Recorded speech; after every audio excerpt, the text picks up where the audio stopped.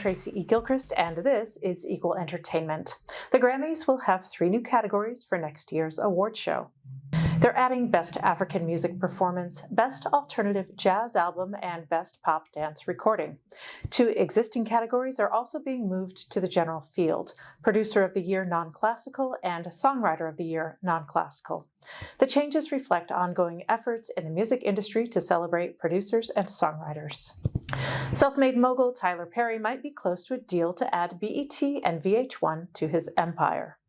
Black Enterprise and News One are reporting that Perry is close to or is negotiating the final details of a deal to purchase BET Media from Paramount Global. The deal would also include VH1. Perry was already a minority owner in BET and helped launch the channel's streaming platform in 2019.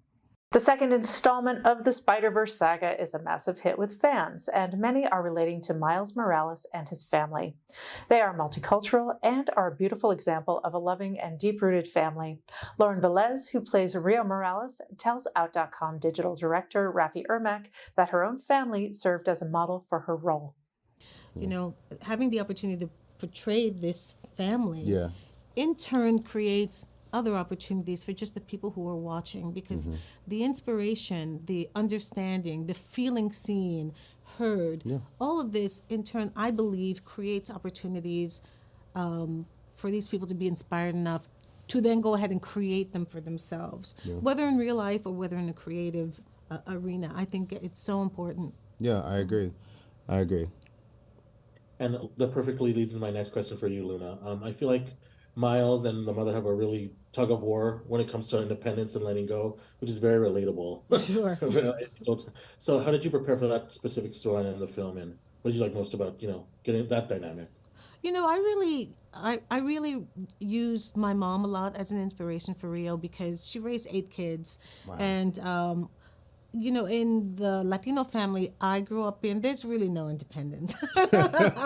There's no such thing as a teenager giving your parent, your opinion about something. We were raised in a very strict family, and I think it's looser with Rio, but I think all of that is there. There's discipline, there's love, there's respect, and acceptance, and all of that. I think it's in there, it's baked in. And this family unit I love so much, because they have all of those qualities, and they're professionals. They're not striving to get by or anything. They're just the perfect kind of American dream. These are people who have raised a son in a beautiful home in a great neighborhood, and they're just doing what they have set up for themselves. Right. It's like, here we are, we're leading our lives, we love each other, we love our son, and I feel like it was important to bring all these qualities that I grew up in the household that I grew up in, and make sure that we see that with Miles, and see that in our parenting style,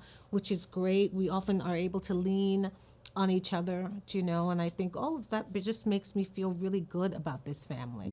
There's a new development in the Alec Baldwin Rust case. Prosecutors say the weapons expert was hungover when Baldwin shot and killed a cinematographer.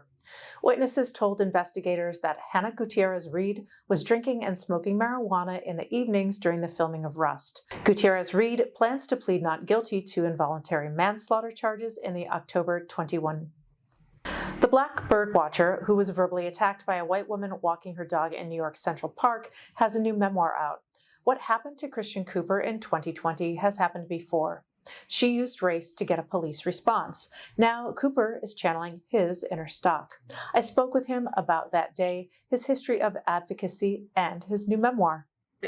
You have a couple of incidents in Central Park, and of course there was one 3 years ago that was very famous, in which a white woman who did not want to leash her dog weaponized tears against a black man and called the police, saying that you were threatening her. And that, of course, was this viral moment, and also, a craven history of white women doing that.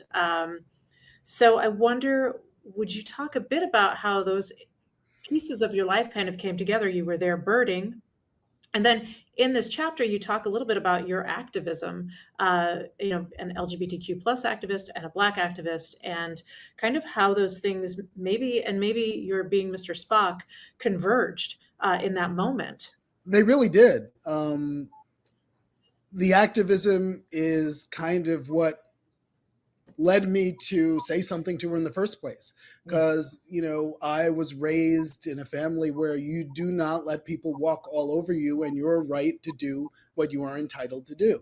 That was what we learned from my mom and dad, who were both civil rights activists. It's what I had tried to live by as a queer activist.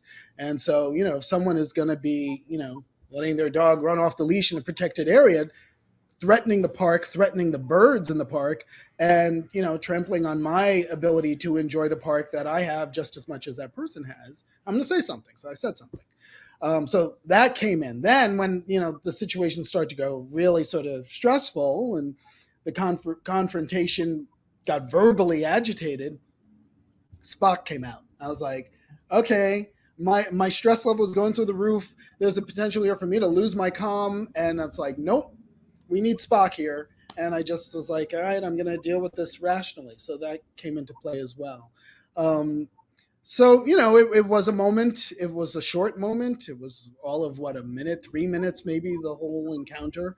But I think what matters about it is that it showed to a lot of people that there is this vein of racial bias in our country to this day, even in a place as liberal as New York. And how it pops up in so many different ways. And I think a lot of people discounted that, didn't believe it when we Black people say it. Yeah. And this kind of put it in their face. And then, of course, later that same day, George Floyd was murdered by that Minneapolis police officer who put his knee on his neck for over 9 minutes. And that, was the very real, very mortal manifestation of that bias. So, the two situations kind of informed each other. Yeah. Well, thank you for sharing that, Christian. And I wonder, would you just share a little bit about just kind of generally what you hope people reading your book glean from it in terms of birding or, kind of living authentically? Be true to yourself. I think it sounds like a cliche. Mm-hmm. Hopefully the way the book tells my story breathes some new life into the cliche.